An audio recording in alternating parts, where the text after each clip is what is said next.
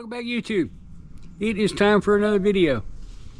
I did not expect it to take this long to get one out, but well, that's what happened. It is actually Tuesday, July the 7th. I just got off work and I decided to make a video. The whole purpose of this video is to run through exactly what I did to expand the solar systems for both my 24 volt DC system and my 12 volt system. So it was quite a challenge. I took a 2-week detour from working on the inside of the bus to get this done because I had to. So without further ado, let's get after it and see what I did.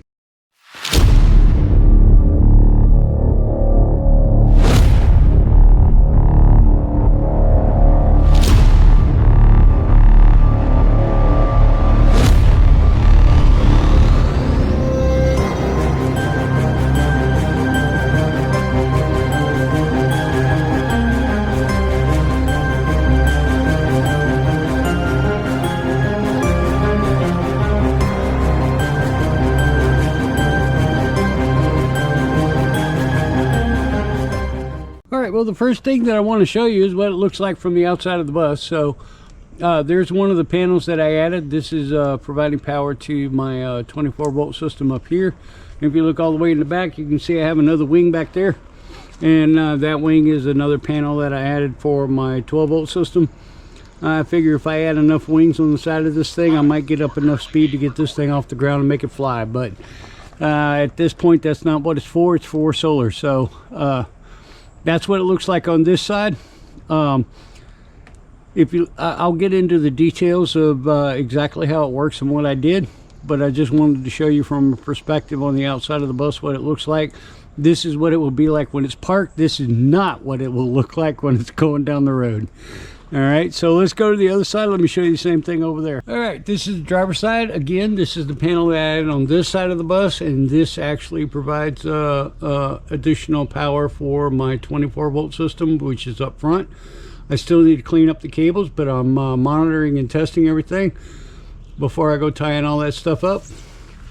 Run down the side of the bus, look all the way in the back. You see my other wing back there? That is the other panel on the other side.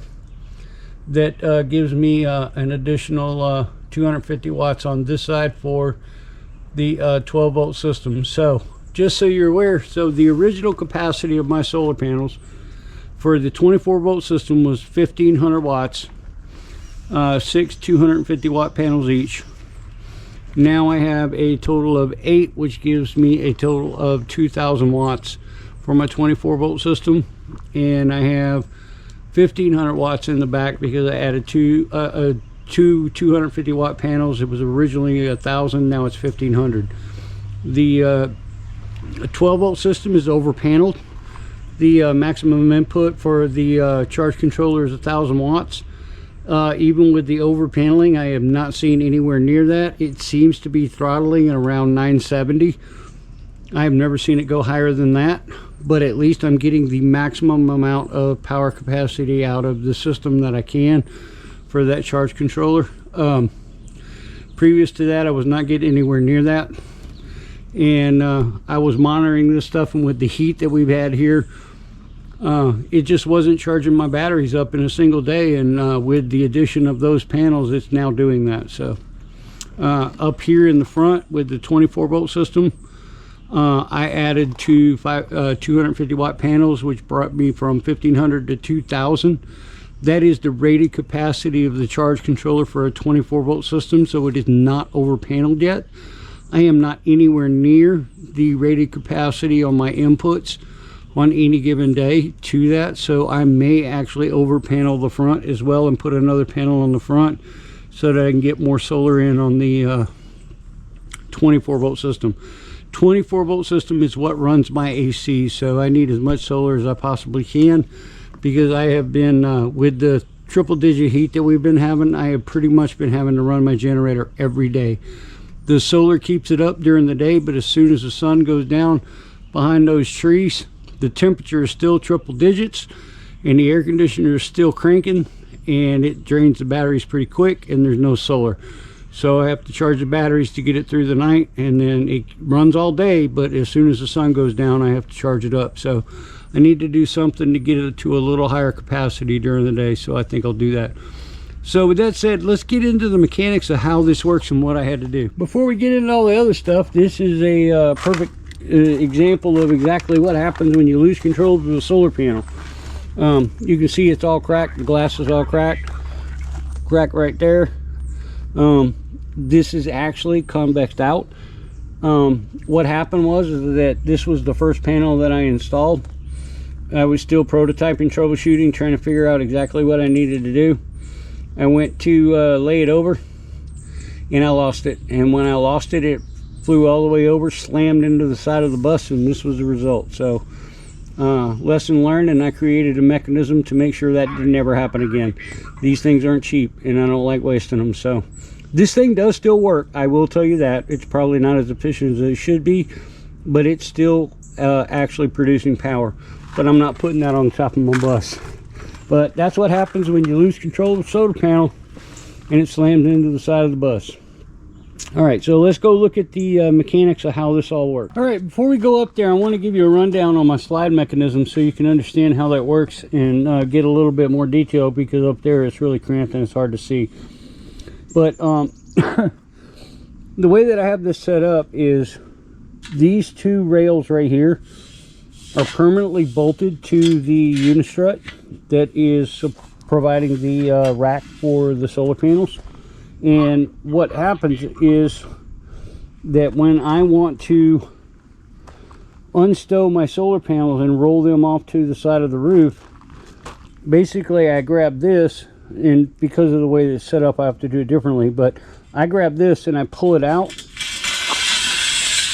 and it slides out like so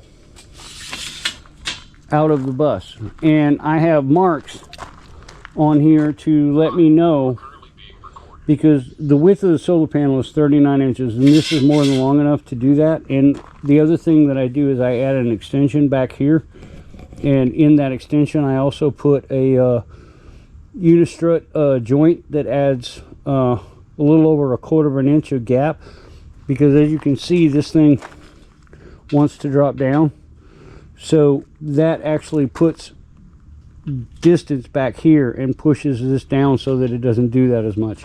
The weight of the solar panel still push it down and it bends, but it holds it and it keeps it from doing that over there. So I wanted to give you a little insight into how that works, and it works really well up there. Unfortunately it's hard to show you right here, but this was an idea that I had. This is all leftovers from my ground mount solar racking system that I used to create my racking up there, and had the idea to use those. And if you look up there, you'll see in the center that angle iron that comes out right there.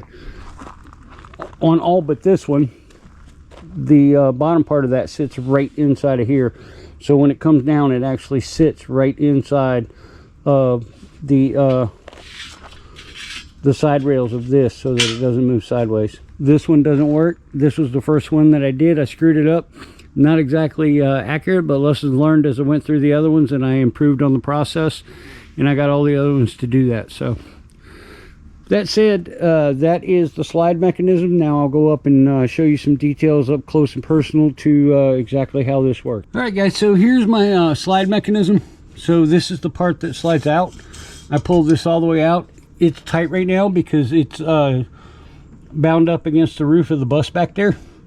I kind of like that because it gives some tension, but once I clear that, it slides out real easy. This is where I bolted it up. So the top nut was an assembly nut. Move my finger so you can see. The top nut was an assembly nut. Put those in to get everything in place, and then I did the nylon lock nuts on the bottom of that to make sure that everything stayed in place and didn't come loose. This is an extension that I put on the front side to make sure that it was long enough to reach the edge of the solar panel. These are all 3/8 bolts. Actually they're M10, but I had a bunch of bolts and I'm using hardware that I already had, so these are all M10 bolts and they fit inside of there. You can see right here in the back, same thing, assembly bolt, nylon lock bolt, and it goes all the way back there, slides out. So the way this works is that I've got this angle right here. It comes down and is rib nutted into the bus. There is a steel panel right here, so it is in just the sheet metal of the roof, but it's right above that steel panel of where all these rivets and stuff bolt to it. So it's really solid. It's not flexible like it is up in other places of the roof. Again, these are part of the ground mount solar racking system for tilting solar panels and stuff, and I use that as the pivot point for my arm. And I've got wing nuts on everything because when I'm going down the road, all of this stuff comes off. Panels are stowed, and none of this hardware exists on the outside of the bus because I don't want it falling off. If you come up here, you can see that I have a nut going through with a wing nut on the outside of this. This allows me to easily loosen that up, and I can change the adjustment of the solar panel. So just so you're aware, this hole is 0, this hole is 7.5, this hole is 15, this hole is 22.5, and I measured that with a magnetic level and drilled those, and then transferred those dimensions to all the other angle irons on all the other solar panels. I created the prototype and then just reproduced it for all the other panels. This cable that you see right here, fortunately for me, this cable was long enough that I was able to do this on the front panels. I could not do this, but it bolts and is locked in back here. It's bolted to the solar panel. Nylon lock nut there, runs up. I got it rolled through the frame, comes up here, is locked in underneath that lock nut right there, and then it goes through that hoop right there, and then it goes across the top, and that's what allows me to actually open and close the panels from on top of the roof. So that's how this works. It took me, like I said, 2 weeks. I went through one solar panel. Once I got it all figured out, I was able to perfect the process, and it went a lot quicker. But this is how it works. One of the other things that I'm trying to do is figure out a way, because my original intent, and let me get off the ladder and bring it to the outside so I can get a better representation of what I'm trying to tell you. My first round attempt and my original intention for what I'm doing with these solar panels was to actually put them on these hinges right here. They are tension spring hinges for cafe doors. Unfortunately, they didn't work, and I almost lost another solar panel.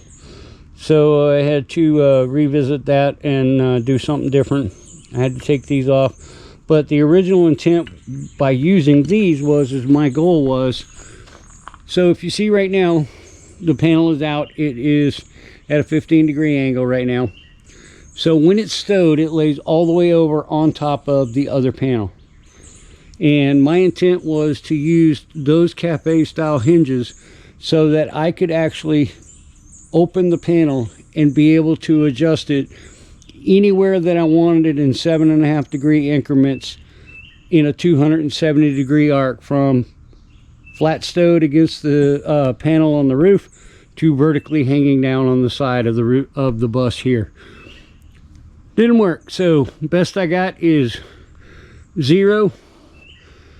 I got 180 degree arc basically from 0 up to fully closing it. I have yet to get to and figure out how I'm going to do. Right now my maximum angle is 22.5. I have not figured out how to get from 22.5 to 45, which is the maximum angle that I want to put on my panels, and that would mainly be for the winter. But I'm still working on that. I haven't figured it out yet.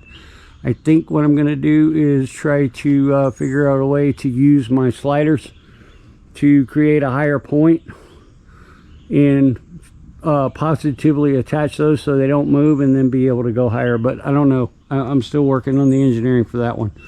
My cables, they're all over the map right now. Like I said earlier though, I'm still testing, evaluating, and trying to figure that out. So making sure everything works before I go tying all that stuff up.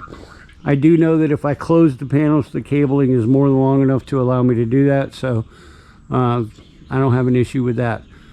Speaking of cables, let me take you back upstairs and let me show you how I added these panels into the existing panel infrastructure. All right, so here's the cabling mess up here. So my original configuration on my solar panels was I had a 2S2P configuration, which meant these two panels are connected in series. The other two panels on the other side were connected in series.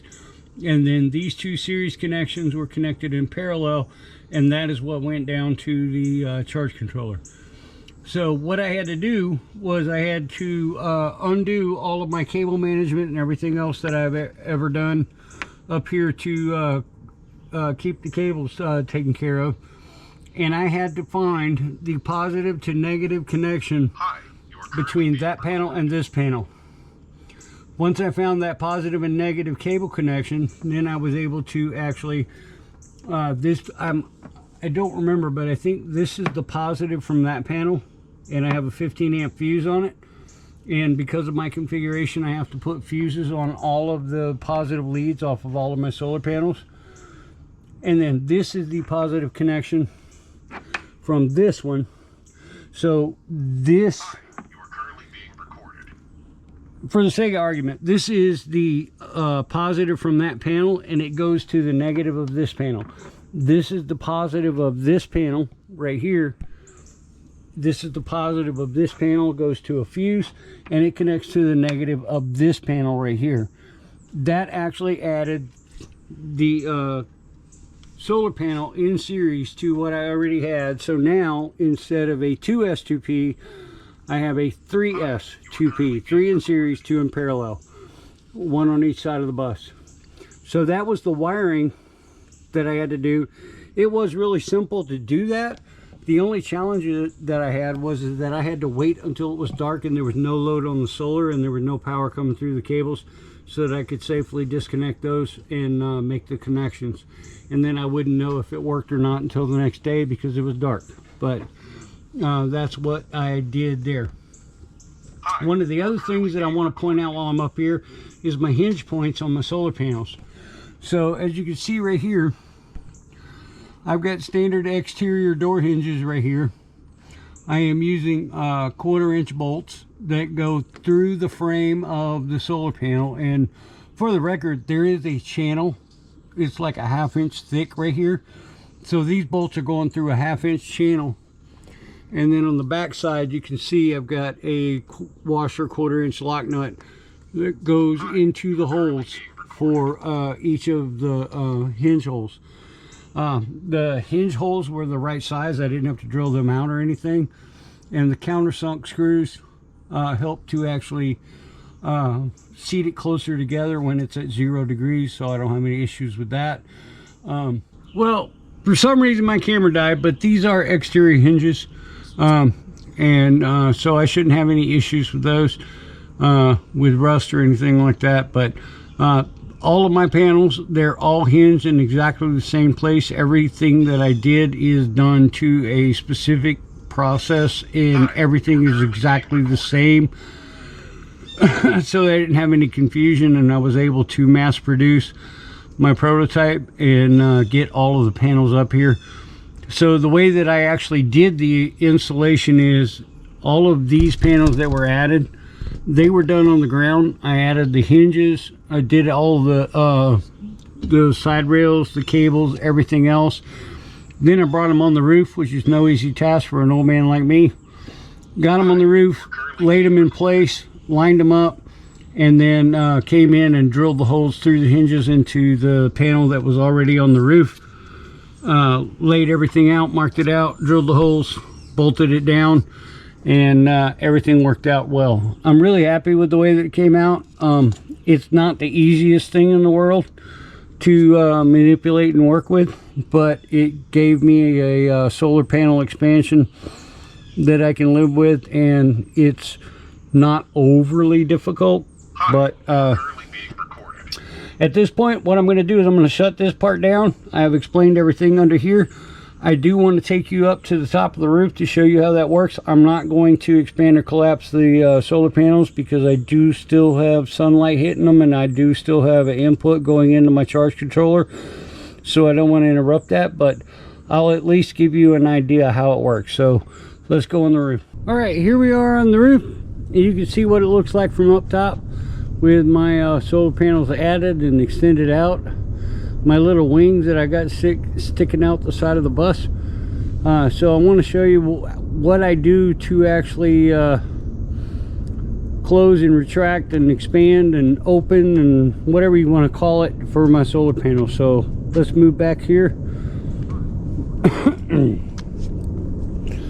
So if I come down here and I grab this cable right here, as you can see, that cable goes to that loop, and I showed you the underside of what that looks like as well.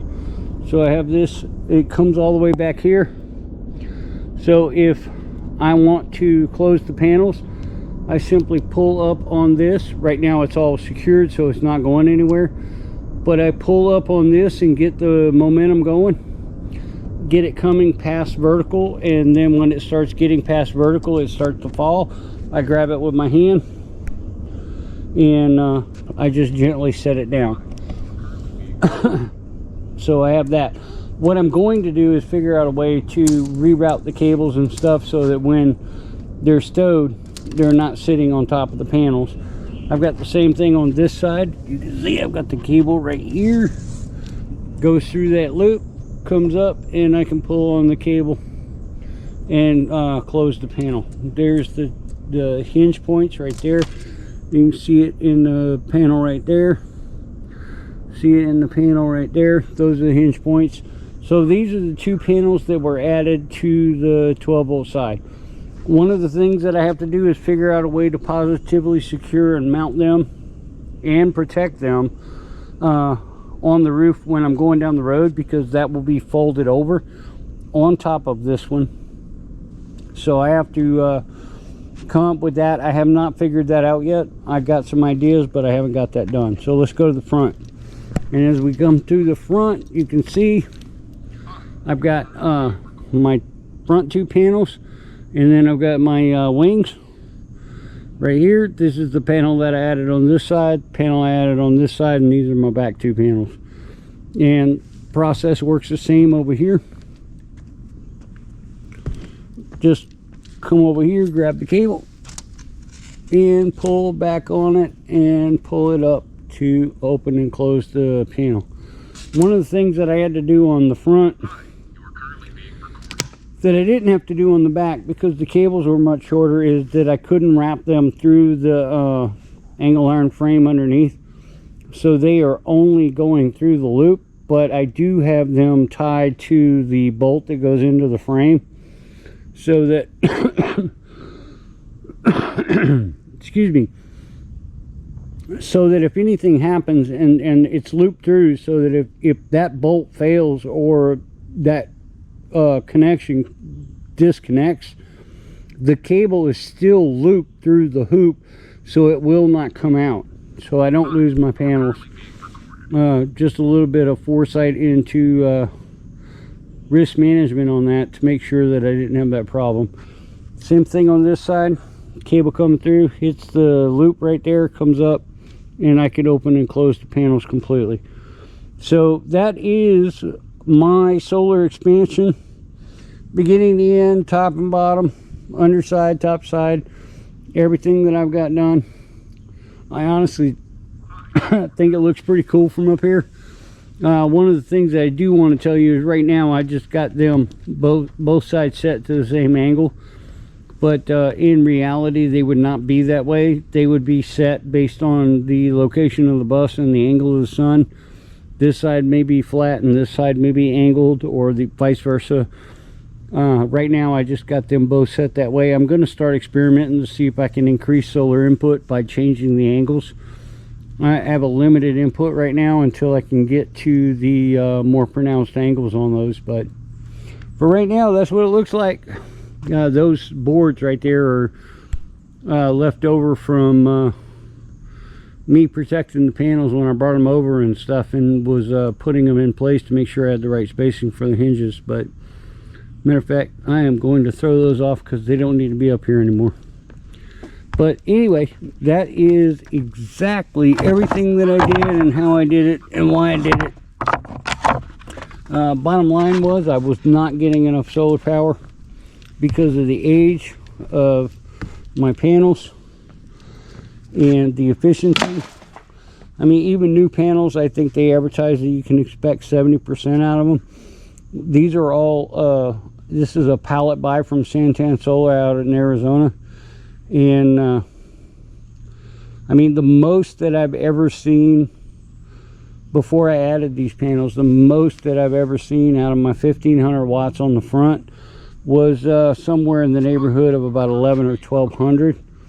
And most that I ever saw in the back was, I think, 750 out of 1,000 watt panels. So I was barely getting 70%, but you know, considering their use, 70% out of used panels is 70% out of new panels. So I just added the panels and over panel a little bit to get it closer to what I wanted out of the system as opposed to what I was getting.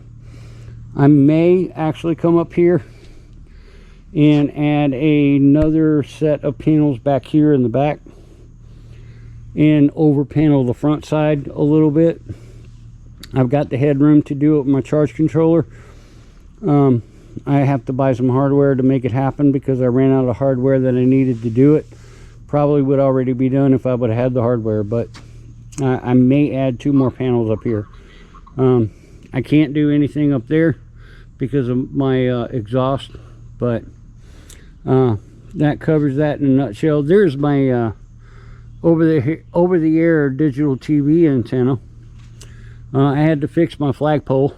The thunderstorm came through and took out my other one, so I've got that one.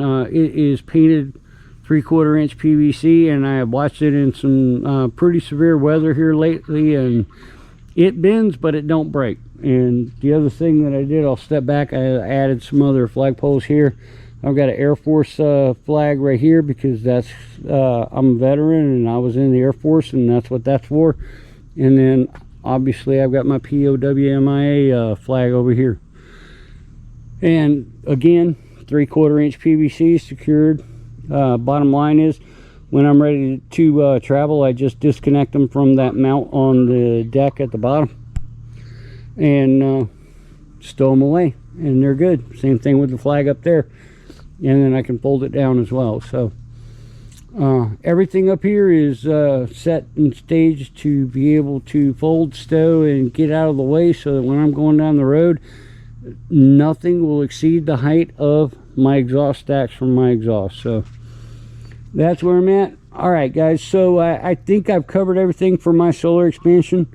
If you have any questions, please let me know. Please give me some comments, questions, and things, and I'll be more than happy to address those and give you some more feedback, more detail, whatever you want to know about. Please like, please subscribe. I appreciate your time. Thank you for being here. Thank you for watching to the end. And until next time, this is Marv, on top of Marv, saying goodbye, and I'll be back soon.